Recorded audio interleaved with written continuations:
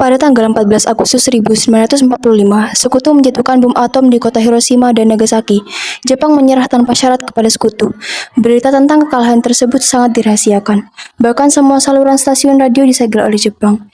Tapi ternyata siaran tersebut tertangkap di Indonesia dan Sultan Syahrir mendengarnya. Setelah mendengar berita tersebut, Sultan Syahrir dan para pemuda mengadakan rapat di Jakarta.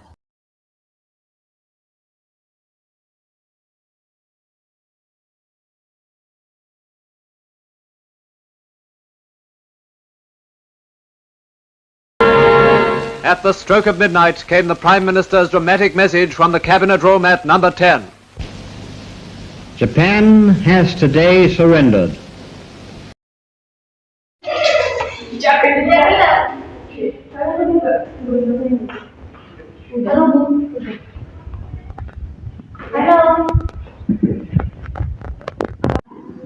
Apakah kalian sudah dengar berita kekalahan Jepang? Belum, Bu. Benarkah itu? Apa yang terjadi dengan Jepang? Dari yang saya dengar, sekutu telah menjatuhkan bom di kota Hiroshima dan Nagasaki.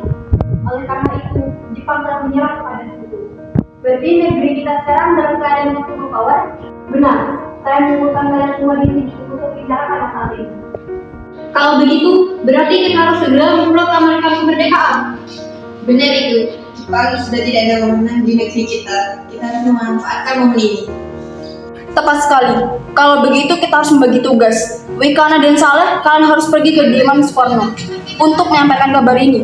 Saya dan Bung Darwis akan memerintahkan anggota pemuda yang lainnya untuk merebut kekuasaan dari Jepang. Di kediaman Soekarno, Jalan Pegangsaan Timur nomor 56 Jakarta, pukul 22.00 WIB, berkumpullah golongan muda yang dipimpin oleh Wikana, Soekarni, Darwis dan Hairus Saleh. Terjadi perdebatan serius antara golongan muda dengan golongan tua. Mereka mendesak Soekarno untuk segera memproklamasikan kemerdekaan Indonesia. Assalamualaikum. Waalaikumsalam. Maaf Bu, apa Bung Karno ada? Sangat ada. Ada perlu apa ya? Begini Bu, ada beberapa hal penting yang ingin kami bicarakan dengan beliau. Oh, kalau begitu silakan masuk. Kebetulan golongan kau sudah berkumpul. Sebentar ya, saya lakukan kelas. Baik Bu. Jadi, bagaimana tetap dengan kekuasaan? Apakah kita sekarang harus melaksanakannya atau tidak?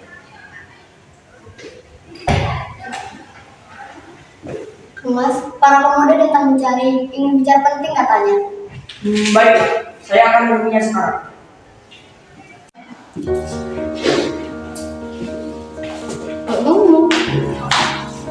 Baiklah, saudara-saudara, apakah ada yang ingin kalian bicarakan? Begini Bung, kami mendengar berita bahwa Jepang telah menyerah kepada sekutu. Kami, para pemuda, setuju agar Bung Karno dan Bung Hatta menyusun kemerdekaan. Harus merebut kekuasaan Bu. Siap mempertaruhkan jiwa kami Bu. Karena tidak bertindak cepat, maka akan terjadi pertumpahan darah dan pembunuhan besar-besaran esok hari. Potonglah darahmu sekarang, tak perlu menunggu esok hari. Sudahlah, tak ada gunanya Anda bertengkar. Mari kita duduk kembali. Tapi ini saat yang tepat Bu. Jepang sudah kalah oleh sekutu dan tak ada kuasa lagi di negeri ini. Mengapa harus menunggu? Rakyat sudah banyak menderita akibat penjajahan ini. Kita tidak boleh gegabah. Lalu mengapa Anda tidak melakukannya sendiri? Mengapa meminta Soekarno melakukannya? Yang mengingatkan Bu, jika kemerdekaan Indonesia tidak dilakukan malam ini, besok rakyat akan membunuh orang-orang yang dicurigai sebagai pro-Belanda seperti orang-orang Ambon. Karena benar, Bu. Lagi pula, mengapa kita harus menunggu Jepang memerdekakan kita jika kita bisa mewujudkan kemerdekaan kita sendiri? Kekuatan kita tak sebanding dengan kekuatan Jepang dan sekutu. Kita tidak akan dapat bertahan sendiri setelah merdeka tanpa bantuan mereka. Saya yakin, Bu. Kita bisa. Kita bisa. Benar Bu. Mari kita segera memproklamasikan kemerdekaan kita. Benar Bu, cepatlah. Baiklah, tapi berikan kami waktu untuk berhenti sebentar. Kemudian para golongan tua yang berada di kediaman Soekarno langsung membicarakan permasalahan tersebut. Bagaimana ini para pemuda menuntut untuk segera memproklamasikan kemerdekaan? Tapi kita tidak boleh gegabah, Bu.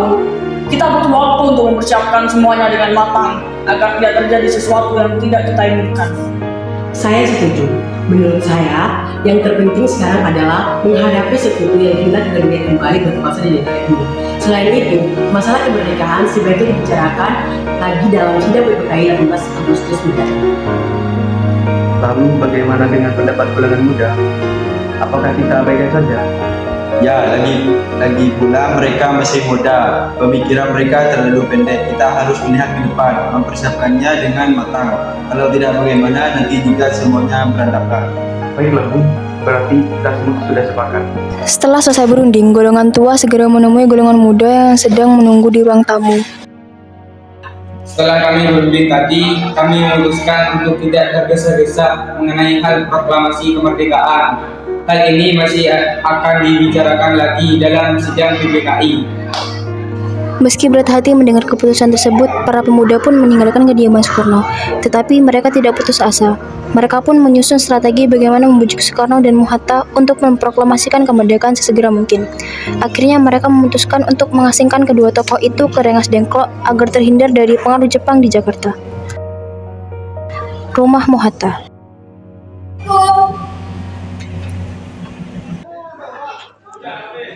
Waalaikumsalam.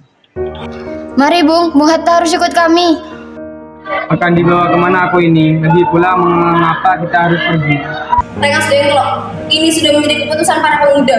Selain itu, rakyat akan menjadi kota. Apa yang Anda bicarakan? Jika itu benar, kita tidak akan bisa melawan karena tentara Jepang di Jawa masih utuh. Ini sudah menjadi kesepakatan kami, Bung. Anda harus ikut kami ke Rengas Dengklok. Ini demi kebaikan Anda, Bu. Ayolah, Bung. Waktumu hampir habis. Baiklah. Rumah Soekarno.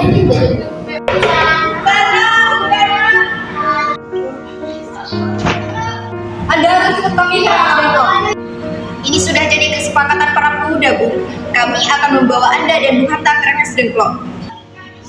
Ada apa nih, Kang Mas? Mengapa banyak orang? Tentu sangat takut mendengar suara kalian. Dimas, para pemuda ini akan membawa ke Rengas Dengklok. Untuk apa, Kang Mas? Untuk menjauhkan Bung Karno dan Bung Hatta dari pengaruh Jepang, Bu. Lalu, bagaimana dengan Sri Yusuf? Apa kalian akan meninggalkan kami? Benar, aku tidak bisa meninggalkan istri dan anak-anak. Jika kalian harus membawa, maka aku harus membawa mereka berdua. Baiklah, Bu. Kami akan membawa Anda dan anak istri Anda. Tapi kita harus pergi sekarang. Sebenarnya apa mau kalian sehingga aku dibawa kemari? Kami ingin Anda dan Bung Karno segera melaksanakan proklamasi. Bung Karno, Hatta, ternyata kau sudah di sini. iya, mereka membawa aku kemari.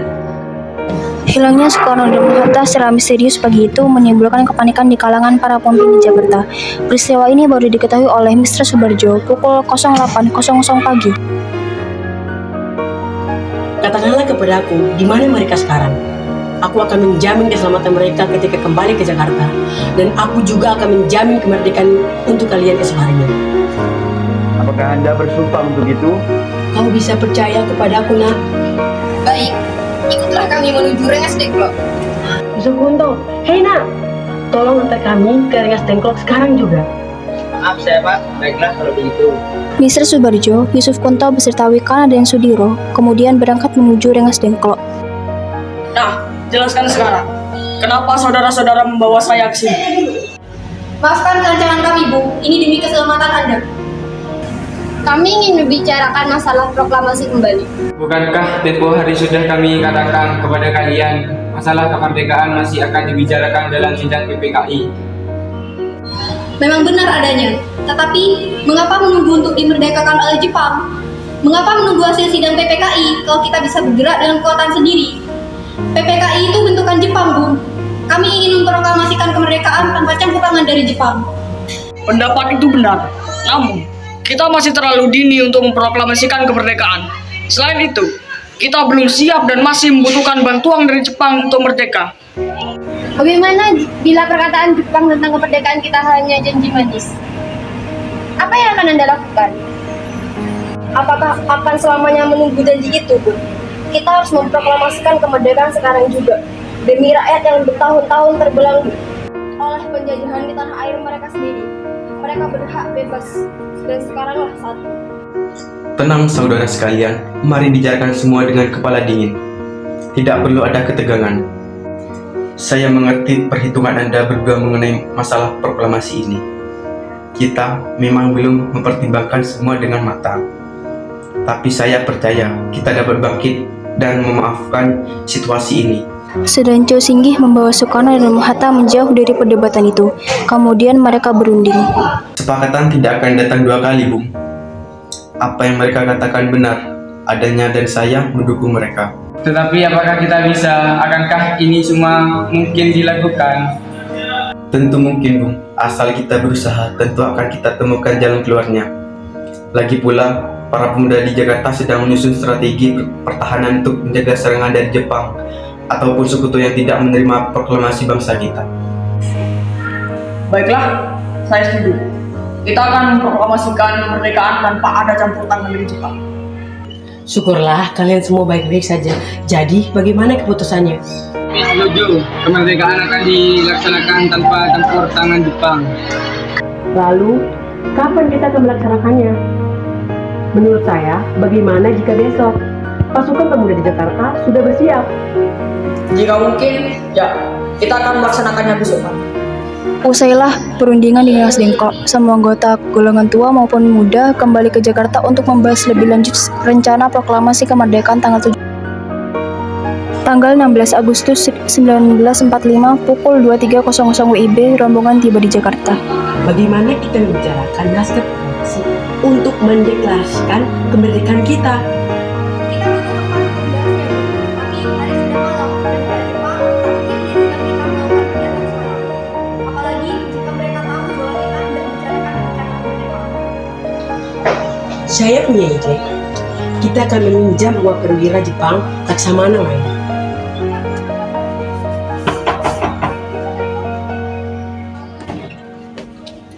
Selamat malam, ada apa, Bu?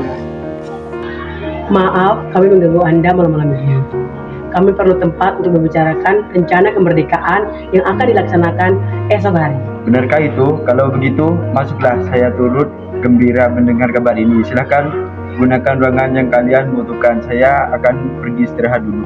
Di ruang makan dalam rumah Laksana Maeda berkumpullah Soekarno, Mohatta, Mr. Subarjo, Soekarni, Sayuti Melik, dan BM Diah untuk merumuskan naskah proklamasi. Saudara-saudara, bagaimana dengan bunyi naskah proklamasi kita? Proklamasi. Kami bangsa Indonesia dengan ingin menyatakan kemerdekaan Indonesia. Baik, sudah saya tulis. Selanjutnya, Bung, hal-hal yang mengenai pemindahan kekuasaan dan lain-lain dilaksanakan dengan cara seksama dan dalam tempo yang sesingkat-singkatnya. Jakarta, 17 Agustus tahun 5, Wakil Bangsa Indonesia. Ya, sudah selesai. Apakah kalian semua setuju? Setuju! Lalu siapa yang akan menandatangani naskah ini? Bagaimana kalau naskah ini ditandatangani semua yang hadir? Saya rasa jangan terlalu banyak. Menurut saya lebih baik Bung Karno dan Bung Hatta saja yang menandatangani atas nama bangsa Indonesia. Setuju! Baiklah, Sylvie, tolong bawa petikan naskah ini. Siap, Bu.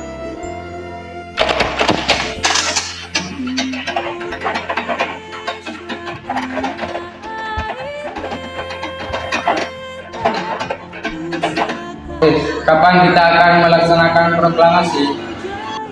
Menurut saya, tanggal 17 adalah tanggal baik. Sebagaimana Al-Quran diturunkan tanggal 17. Selain itu, dalam sehari semalam, orang Islam sholat sebanyak 17 rakaat. Jadi, bagaimana kalau hari ini, Jumat lagi, tanggal 17 Agustus? Setuju, Bu. Lebih cepat lebih baik. Pukul berapa kita akan melaksanakannya? Pukul 10 besok pagi, bagaimana? Setuju! Saya akan menyediakan bendera merah putih yang dijahit oleh Fatmawati. Baik, Bu. Tapi di mana kita akan melaksanakannya? Di rumah Bung Karno. Setuju! Ini naskahnya, Bu. Silakan ditandatangani. Baiklah, akan saya tanda tangan.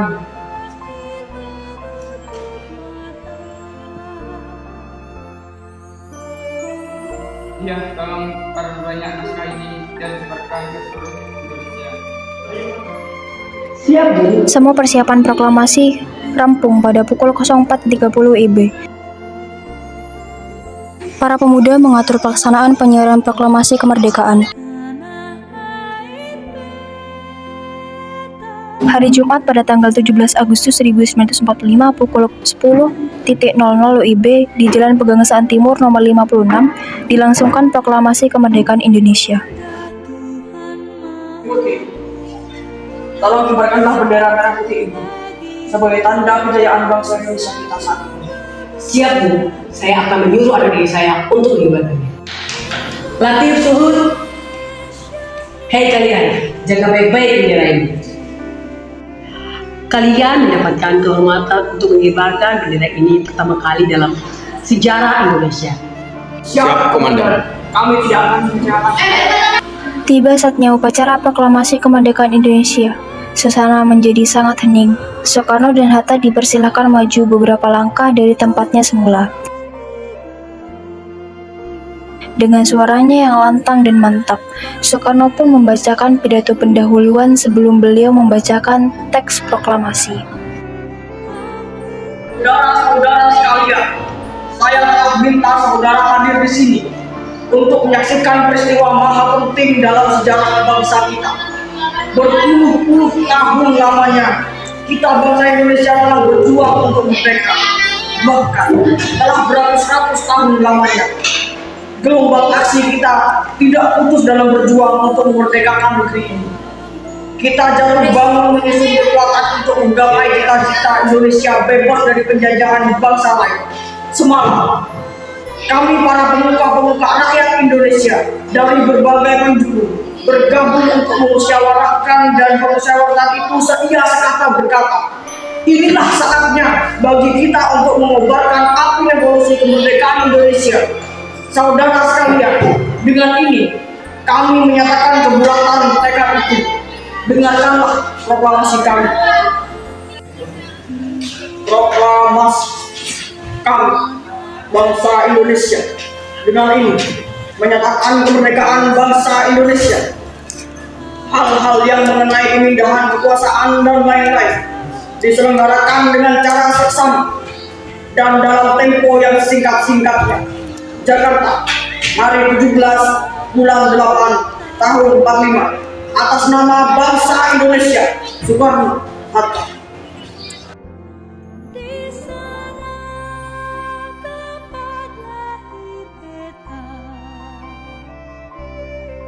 Kemudian dikibarkanlah bendera sangsaka merah putih diiringi lagu Indonesia Raya.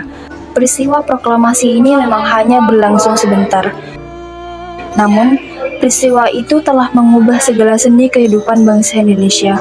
Peristiwa proklamasi kemerdekaan telah menjadi momentum puncak perjuangan bangsa Indonesia. Oleh karena itu, kita sebagai generasi penerus bangsa harus berprestasi dalam rangka mengisi kemerdekaan tersebut, bukan malah menodainya. Kita harus bisa membalas budi para pejuang tanah air zaman dahulu dengan cara mempertahankan kemerdekaan ini.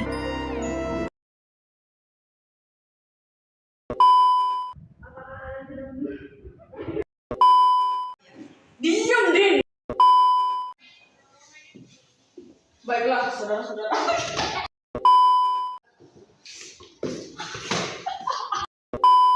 Kita harus merebut. Jika Bung Karno tidak bertindak cepat, maka akan terjadi pertumpahan darah dan pembunuhan besar-besaran esok hari. Tidak ada gunanya Anda bertengkar. Mari duduk kembali dan bicarakan baik-baik. Kita tidak boleh gegabah. Lalu mengapa Anda tidak melakukannya? Bagaimana dengan kuda buntut? Apakah kalian